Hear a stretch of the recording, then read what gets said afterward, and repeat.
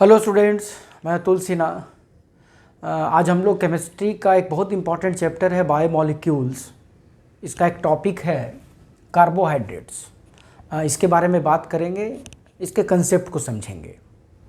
Carbohydrates क्या है, इसका सिग्निफिकेंस क्या है। कार्बोहाइड्रेट्स में जो इम्पॉर्टेंट केमिकल सिस्टम्स होते हैं जैसे कि ग्लूकोज है, फ्रक्टोज है, राइबोज है, इसका लिविंग ऑर्गेनिज्म में रोल क्या है, इसका स्ट्रक्चर 3 डायमेंशन किस तरह से लिखा जाता है, कैसे उस स्ट्रक्चर को समझा जाता है।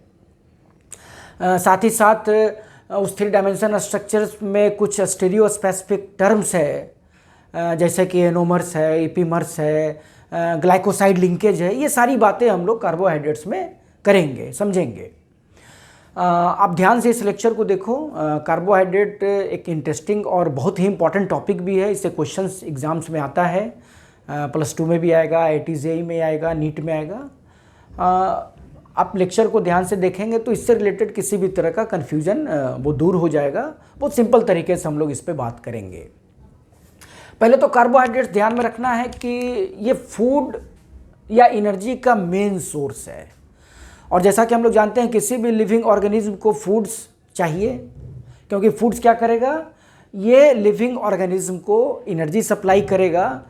और उस लिविंग ऑर्गेनिज्म के लिए जो वेरियस एक्टिविटीज़ वो परफॉर्म करता है, वो चाहे मेंटल हो, फिजिकल हो, या किसी भी तरह का सेलुलर वर्क हो, या उस बॉडी के अंदर किसी भी तरह का मिनरल्स का एटम का ट्रांसपोर्टेशन करना हो, केमिकल रिएक्शंस कराना हो, सबके लिए एनर्जी चाहिए।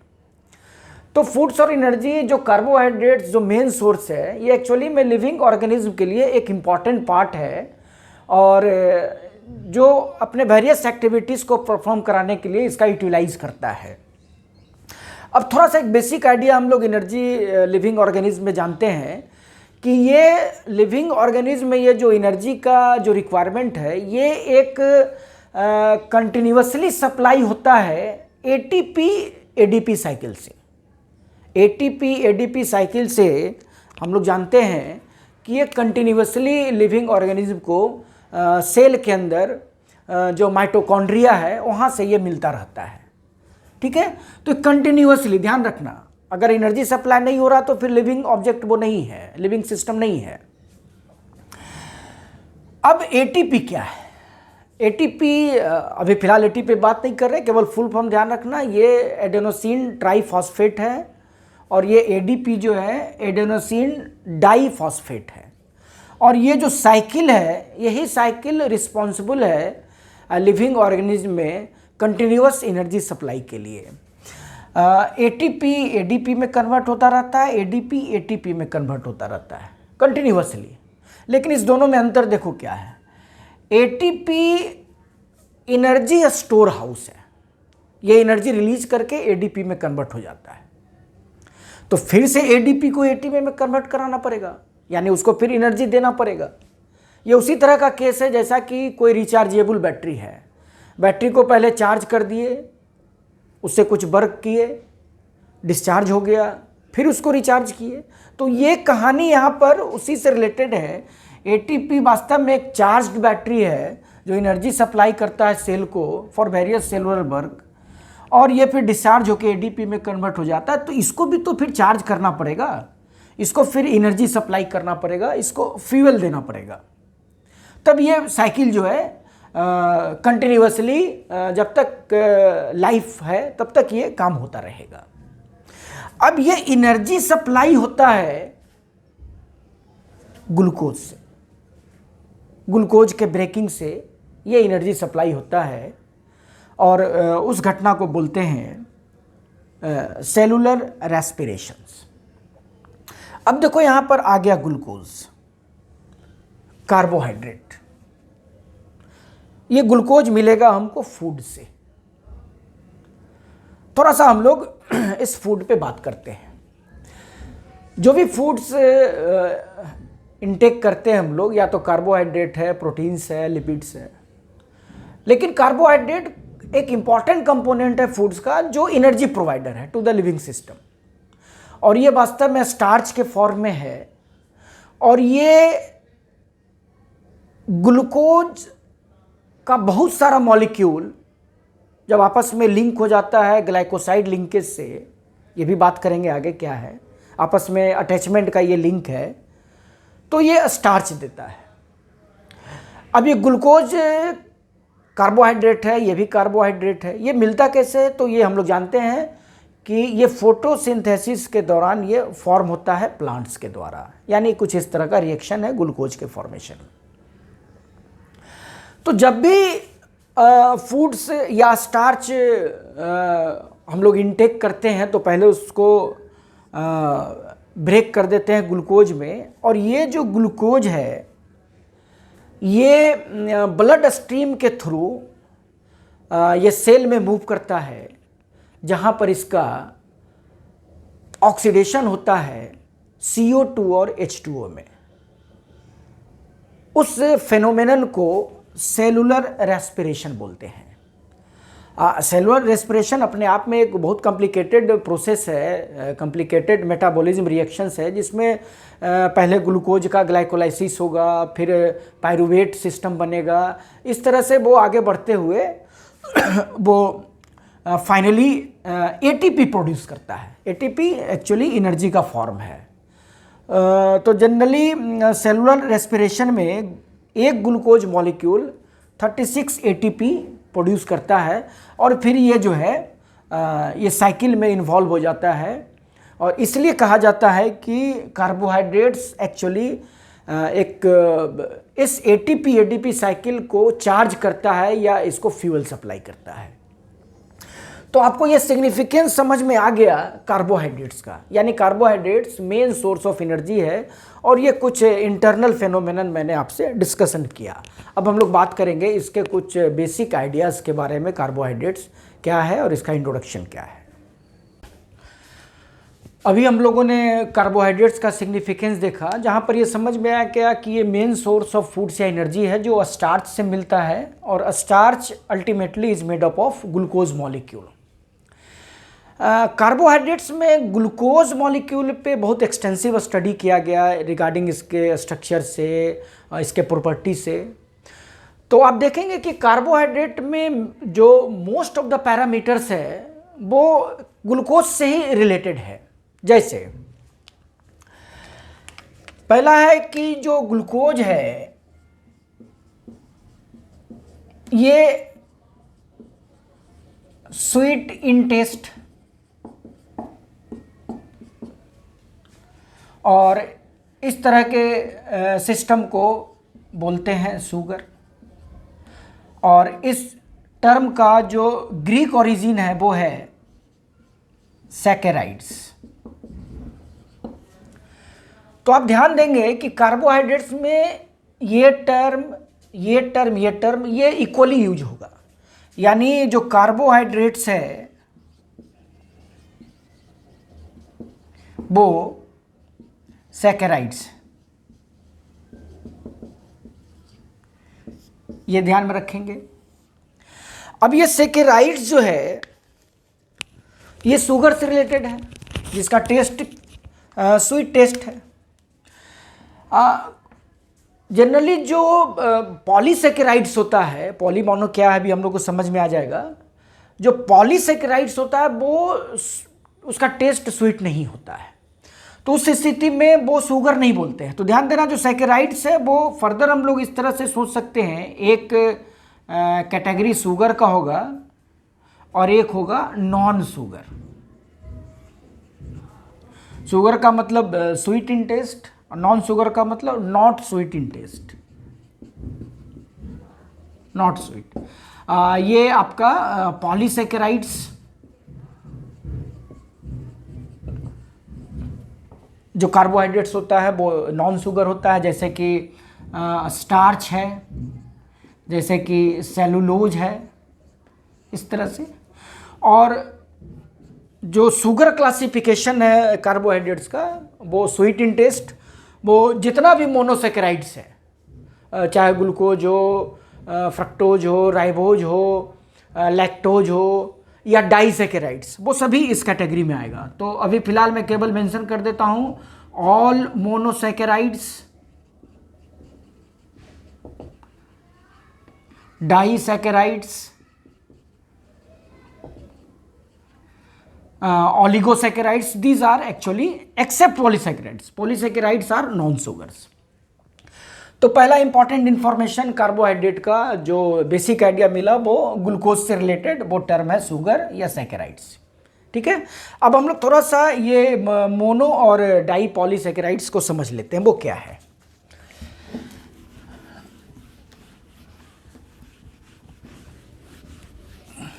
अब ध्यान देना, जो सैकेराइड्स है या जो कार्बोहाइड्रेट्स का जो क्लासिफिकेशन है,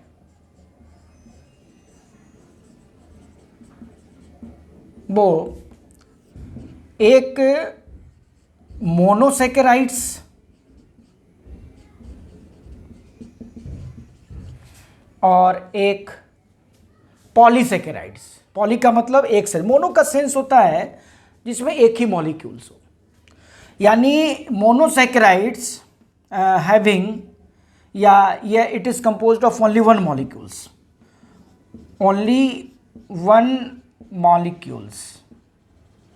of carbohydrates, यानी मोनोसैकेराइड्स को फर्दर हम लोग हाइड्रोलाइज नहीं कर सकते हैं, can not be further hydrolysed to other carbohydrates या अदर सुगर्स। दूसरा होता है पॉलीसैकेराइड्स।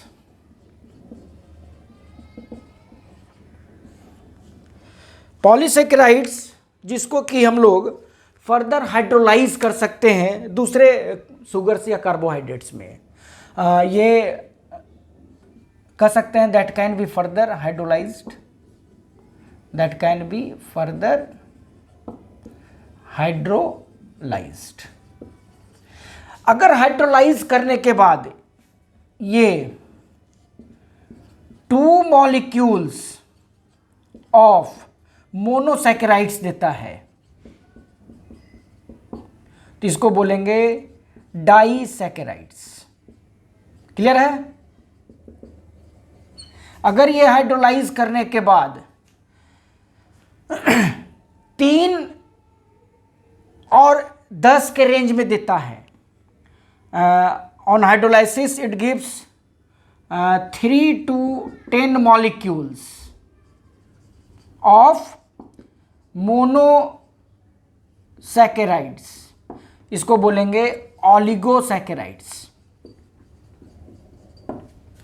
और अगर ये हाइड्रोलाइज होने के बाद या पॉलीसैकेराइड्स का हाइड्रोलाइसिस होने के बाद अगर ये more than 10 molecules of monosaccharides देता हो तो इसको बोलते हैं, this is specially called polysaccharides.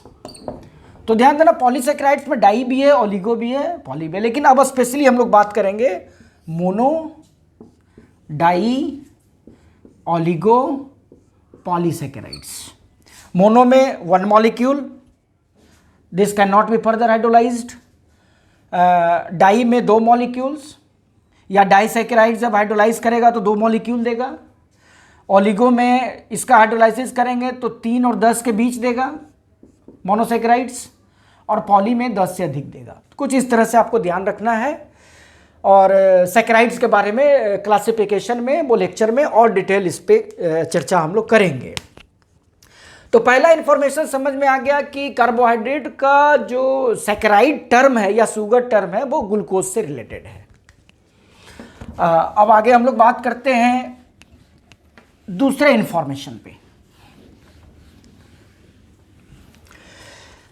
अब ध्यान देना, कार्बोहाइड्रेट्स का जो नोमेनक्लेचर है, नोमेनक्लेचर, इसका जो सफिक्स होगा वो ओज होगा। किसी भी सैकेराइड्स का जब नाम रखेंगे तो लास्ट में ओज लगा देंगे। ये कहीं ना कहीं रिलेटेड इसी ग्लूकोज से है। जैसे कि सुक्रोज हो गया, जैसे कि लैक्टोज हो गया, जैसे कि फ्रक्टोज हो गया, इस तरह से आपको ओज टर्म आएगा। ठीक है, तो ये दूसरा बेसिक इंफॉर्मेशन रिगार्डिंग नोमेनक्लेचर। अब हम लोग बात करते हैं कार्बोहाइड्रेट्स के तीसरे इंफॉर्मेशन पे जो इस ग्लूकोज से रिलेटेड है, और वो है इसका डेफिनेशन क्या होना चाहिए। तो आप ग्लूकोज के मॉलिक्यूलर फार्मूला को ध्यान से देखेंगे तो कुछ इस तरह का आप लिख सकते हैं, ये इस फॉर्म पे सेट हो जाता है। ये देखना हाइड्रेट्स ऑफ कार्बन है, हाइड्रेट्स ऑफ कार्बन। तो कार्बोहाइड्रेट्स का जो डेफिनेशन दिया गया शुरुआती दौर में, या लोगों को जो लगा, वो लगा कि कार्बोहाइड्रेट्स वह केमिकल सिस्टम है जो एक्चुअल में हाइड्रेट्स ऑफ कार्बन है। अब ध्यान से देखेंगे इसके नाम में भी ये नजर आ रहा है कार्बोहाइड्रेट्स, और इसका एक जनरल फॉर्मूला कुछ इस तरह से बताया गया।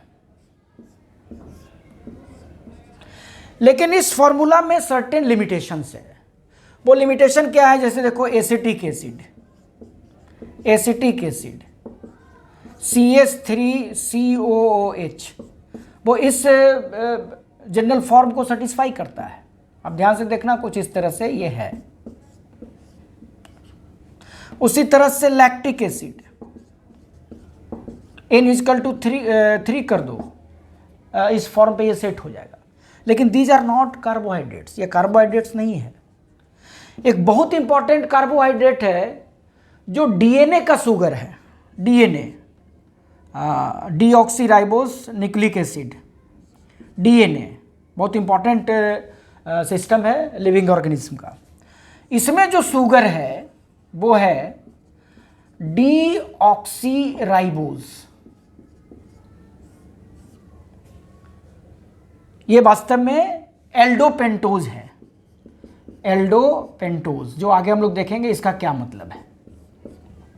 ये इस फॉर्मूला को सेटिस्फाई नहीं करता है। इस फॉर्मूला को अभी हम नाम पे बात नहीं करेंगे। ये एल्डोपेंटोज से मिलता है। डीऑक्सीराइबोज इस फॉर्मूला को फॉलो नहीं करता है।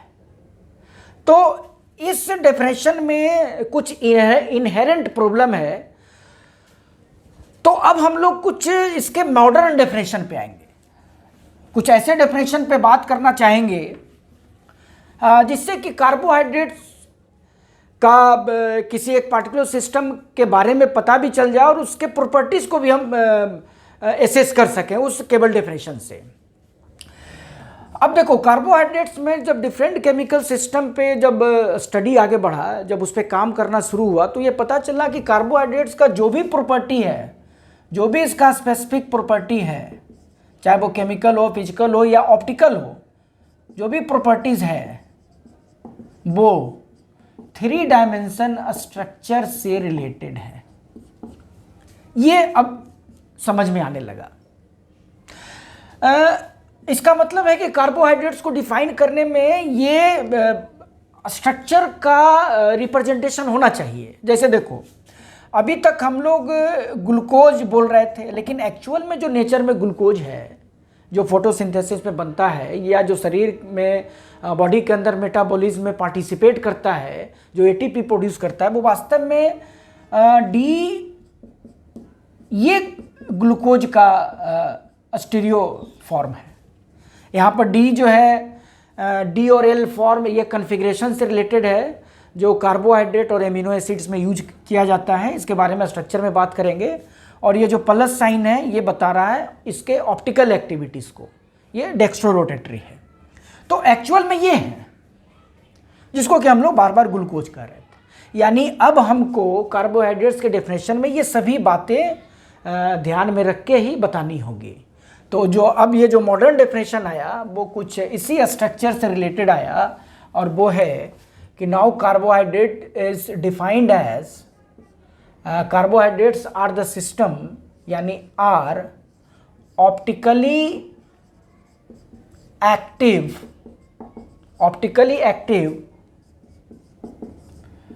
पॉलीहाइड्रोक्सी एल्डिहाइड और कीटोन, ये फाइनल डेफिनेशन है। और इस डेफिनेशन का खास बात है कि स्ट्रक्चर से रिलेटेड सारी बातें यहाँ पे मौजूद हैं। एक तो ऑप्टिकली एक्टिव है, कार्बोहाइड्रेट्स में कायरल सेंट कार्बन होता है। दूसरा है इसमें पॉलीहाइड्रोक्सी ग्रुप है, एक से अधिक OH ग्रुप होता है। और साथ ही साथ इसमें फंक्शनल ग्रुप या तो एल्डिहाइड होगा या कीटोन होगा।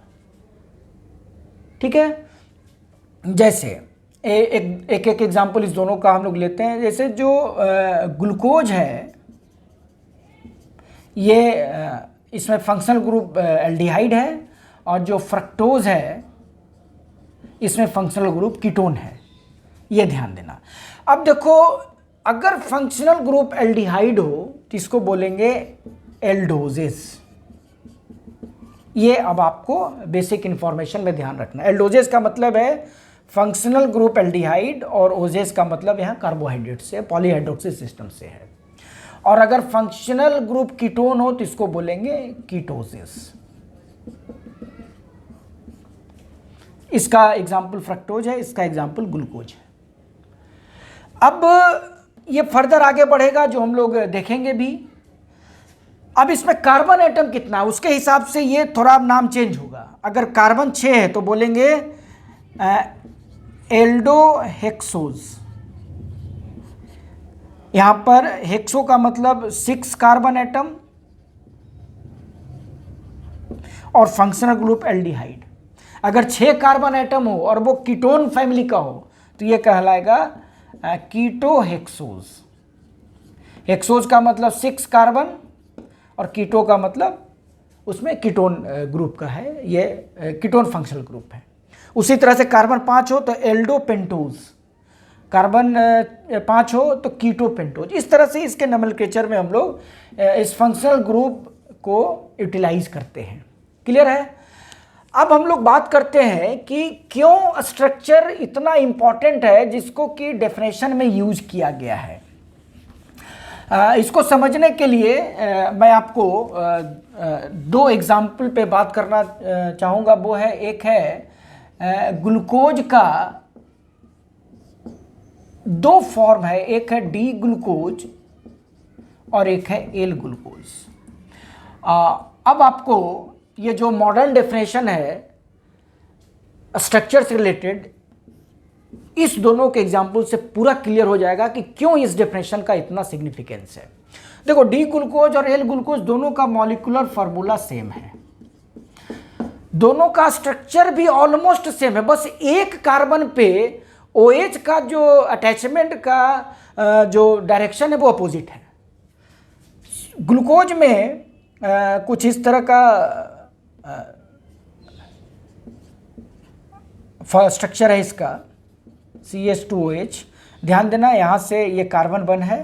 अभी हम आप इसके बारे में थोड़ा बता भी देंगे कि जब भी एल्डिहाइड ग्रुप होगा वो उसका फंक्शनल ग्रुप हमेशा 1 पे होगा, ये भी हम बात करेंगे। और ये लास्ट कार्बन है, तो 1 2 3 4 5, ये 6 हो गया, टोटल 6 है। तो इस तरह से काउंट करते हैं vertically, vertical line carbon chain है। और यहाँ पर इस तरह से हॉरिजॉन्टल कर देंगे, ये कायरल कार्बन को दिखाता है। सेकेंड लास्ट पे ध्यान देना, 5वां पे, ये 6 है तो ये सेकेंड लास्ट 5 पे ध्यान देना। डी ग्लूकोज में OH जो है ये राइट साइड में है, इसको बोलते हैं डी फॉर्म। एल फॉर्म में क्या होगा, सभी अरेंजमेंट सेम होगा, बस केवल ये जो सेकेंड लास्ट कार्बन है 5वां, इसमें OH जो है अपोजिट लेफ्ट साइड आ जाएगा, लेफ्ट साइड। बाकी सभी जगह सेम तुम्हारा 1 2 3 4 5 6 हो गया। बस इतना ही अंतर है, बहुत अंतर नहीं लग रहा है, लेकिन ये इतना मेजर डिफरेंस है कि कहीं भी नेचर में जो ग्लूकोज मौजूद है वो डी फॉर्म में है, जो भी मेटाबॉलिज्म में पार्टिसिपेट कर रहा है वो डी फॉर्म में है।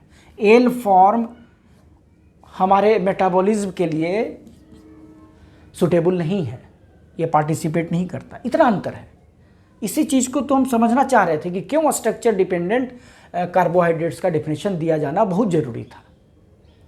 ठीक है, अब मैं आपको थोड़ा सा आइडिया दे देता हूँ कि अगर फंक्शनल ग्रुप एल्डिहाइड हो और फंक्शनल ग्रुप कीटोन हो तो उसमें किस तरह से स्ट्रक्चर पे ध्यान में रखना है। यानी अगर एल्डोज हो और कीटोज हो, एल्डोज में फंक्शनल ग्रुप एल्डिहाइड है, कीटोज में फंक्शनल ग्रुप कीटोन है, तो ध्यान देखना जब भी एल्डिहाइड हो वो हमेशा 1 पोजीशन पे रहेगा, ये आप ध्यान में रखेंगे हमेशा। बाकी जो आप चेन है आप अकॉर्डिंग टू नंबर इसको बढ़ाते चल जाएंगे और लास्ट में आप दे देंगे CH2OH, लास्ट में CH2OH। ध्यान रखना जब भी एल्डिहाइड फंक्शनल ग्रुप हो कार्बोहाइड्रेट में तो कार्बन चेन वर्टिकली लिख देना, फर्स्ट पे CHO, ये सेकेंड, और कार्बन नंबर पे डिपेंड करता है, 6 है तो ये छठा नंबर है, 5 है तो ये 5वां है, तो लास्ट कार्बन हमेशा CH2OH होगा। दूसरा अगर कीटोन हो तो ये हमेशा सेकेंड पे रहेगा, ये आप ध्यान में रखेंगे जब भी स्ट्रक्चर ड्रॉ करेंगे। और जो लास्ट कार्बन है वो CH2OH। और कीटोन जो कि सेकेंड पे आएगा हमेशा, सेकेंड पे, ये हमेशा 1 पे, तो ये पहला नंबर भी CH2OH हो जाएगा। ये कुछ बेसिक बातें आप स्ट्रक्चर के समय ध्यान में रखेंगे। तो एल्डोज में एल्डिहाइड ग्रुप पहला नंबर पे, कीटोन में कीटोन ग्रुप सेकेंड नंबर पे और फर्स्ट पे CH2OH, लास्ट हमेशा CH2OH। अब यहाँ पर एक चीज़ और मैं आपको समझा देता हूँ, जो सेकेंड लास्ट है, 6 है तो 5 होगा, 4 है तो 3 होगा, 5 है तो 4 होगा, सेकेंड